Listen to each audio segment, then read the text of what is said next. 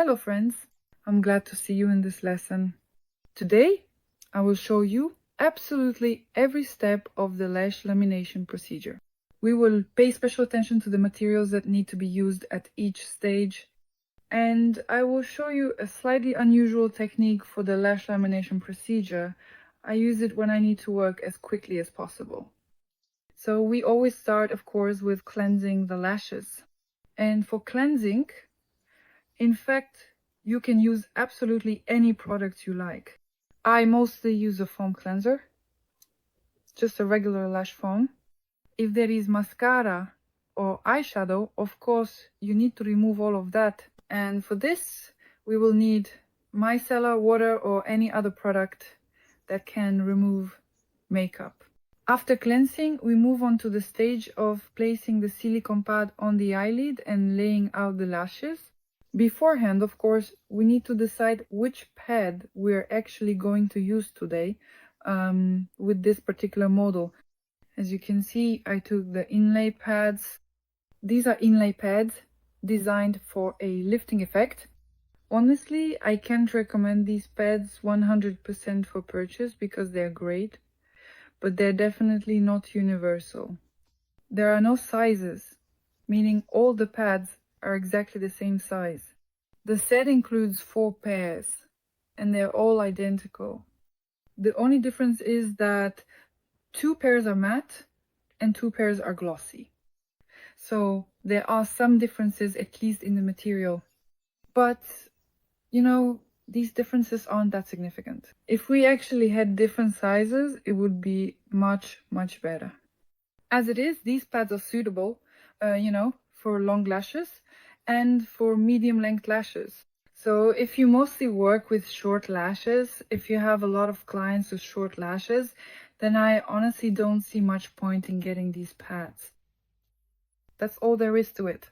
There are actually quite a few alternatives with the same geometry as these pads, starting with Katia Vinogradova's pads. By the way, I had a video about Katia Vinogradova's pads. I highly recommend watching it. I go into great detail about those pads there. Another alternative is Perfect Line. In general, the inlay shape and Perfect Line are very, very similar. Now we move on to placing the lashes on the pad. Of course, we'll need glue, either liquid or gel. In my trainings, I always teach how to work with both liquid and gel glue because it's a very individual preference. And if some instructor or specialist tells you, for example, that gel glue isn't very good and you should only work with liquid glue, or vice versa, that liquid glue isn't very good and you should only use gel glue. Remember, friends, that it's all individual and this recommendation might not suit you at all. Therefore, the only way to determine which glue you should use is to try both the liquid and the gel types. As for me, I also go through different phases and moods. Sometimes I use gel glue more often, and other times I use liquid glue more frequently. Right now, at the time of recording this video, I mostly use liquid glue when working with clients. I prefer because it allows the solutions to penetrate better and the curl turns out more pronounced and more beautiful. That's just my subjective opinion. So right now my favorite is the liquid glue.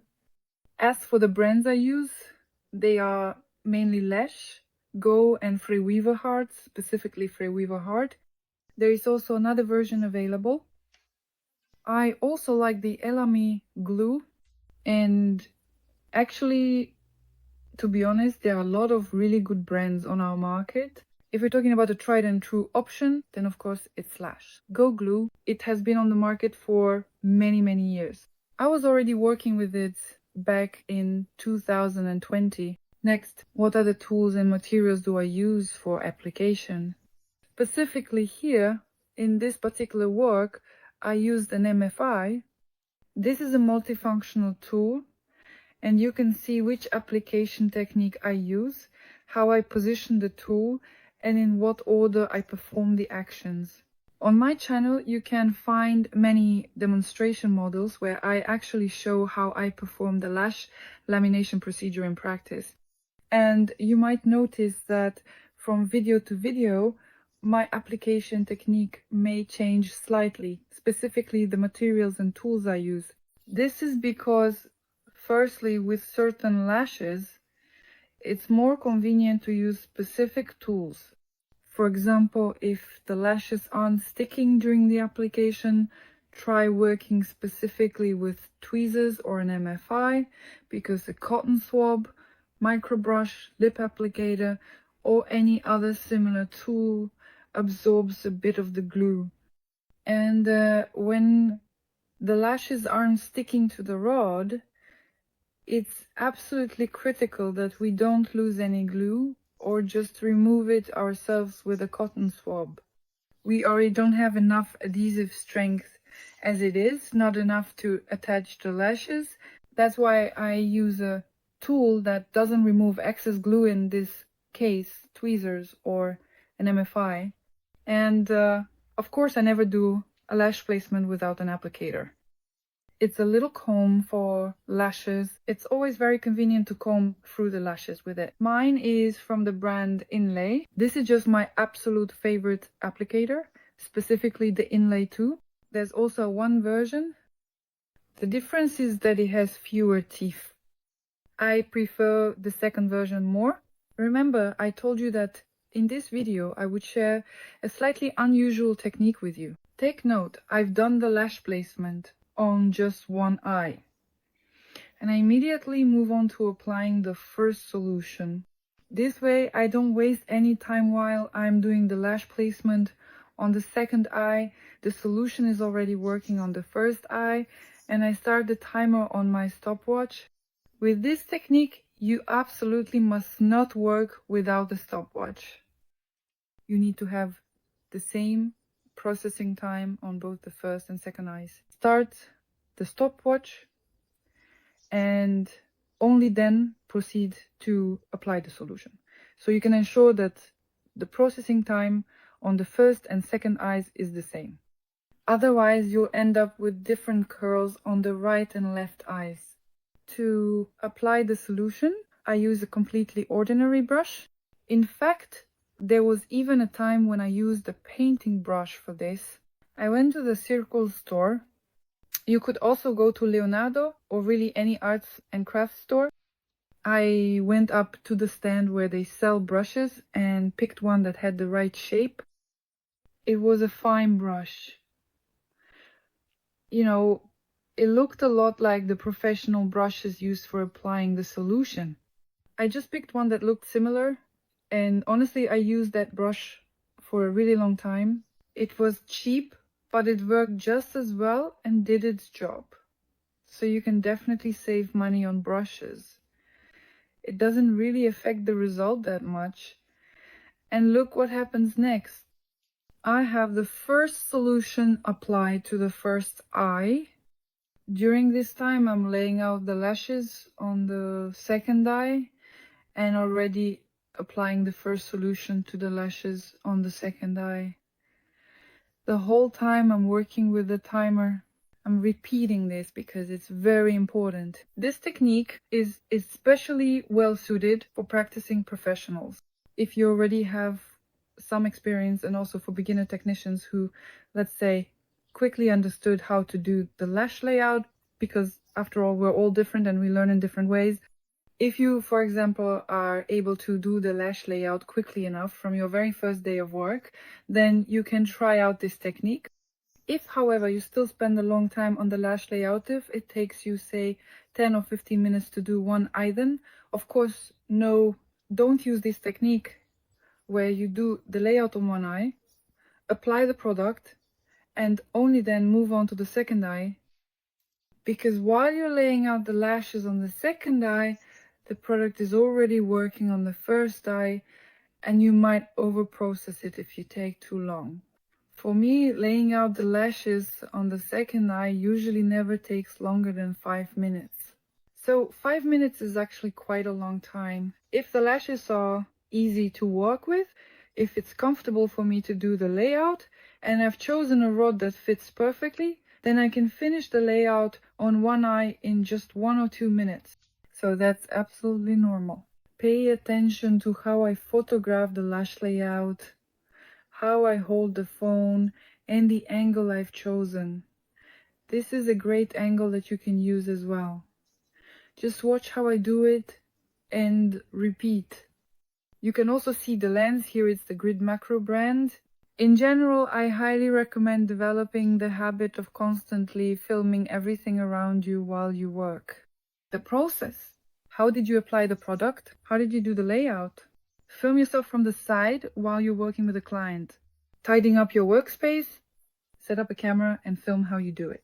Getting ready for a client to arrive, film yourself as you do it.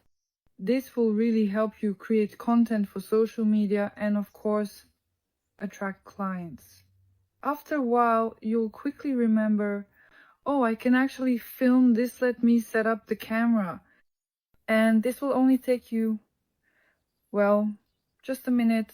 Just set up your phone, do your thing, go about your work. But you have content, which means you have clients. I want to invite you to my free course, 6 Steps to Building a Client Base for Lash Lamination. In the course, of course, I'll be sharing what I did to build a client base for lash lamination twice. And here's a little spoiler for you. Once in a big city with 1 million people and once in a small town. So even if you're from a small town or even if you're from a big city and think you have a lot of competition, come join. I'll share how I build a client base in your situation. I'll also talk about which client acquisition methods work in 2025 and how to specifically promote our lash lamination service. And there will also be a presentation of my new training program, A Client Base for Life. And the most advantageous terms, I very rarely hold such events with so much value for you, for free definitely, only once every few months. So don't miss out, register using the link in the description or in the pinned comment. The free course will take place on April 14th. And if you're watching this after April 14th, unfortunately, you won't be able to join. But you can subscribe to my Telegram channel where I'll share the dates of upcoming free courses. When I realized the lashes were almost ready, I decided to stretch the first solution a bit further, along the length that is, to apply the solution almost to the tips, because our model still had some residual lamination.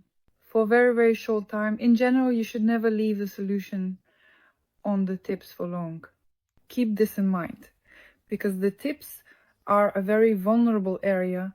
They're thin, short, small, and can be easily burnt. I'm removing the solution from the first eye, and I do this simply with a dry cotton swab. Some people say to use a damp cotton swab. Basically, you can do that, it's not a mistake. But why don't I like to use a damp cotton swab? It's all because our glue is water-based, and water can easily remove it. So if we use a damp cotton swab, we might accidentally detach the lashes from the rod. And we don't want that. The curl in lash lamination is formed during the second solution stage.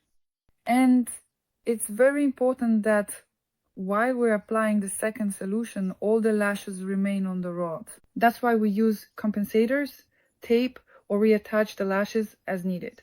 But if we soften the lashes after the first solution, they might simply come off. When we don't spread the first solution along the length, the lashes, of course, hold better because we haven't applied the solution to the tips and the glue there remains untouched, right?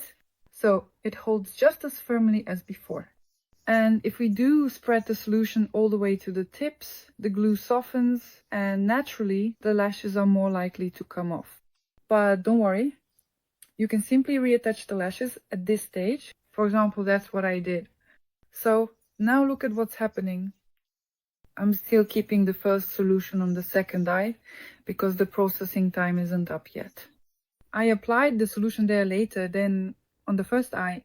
I'm already applying the second solution. When we work with the first solution, it's very important for us to have the correct processing time. If it's too short, there won't be any curl. If it's too long, we'll over curl the lashes or even burn them.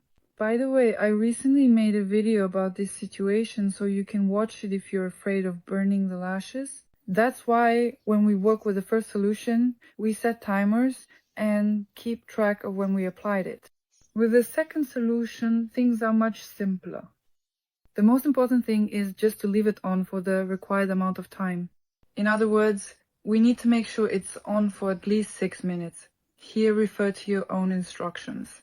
That is how long you need to keep the second solution on, either the same amount of time as the first or half the processing time of the first solution plus 1 minute. With the second solution, the main thing is to leave it on long enough.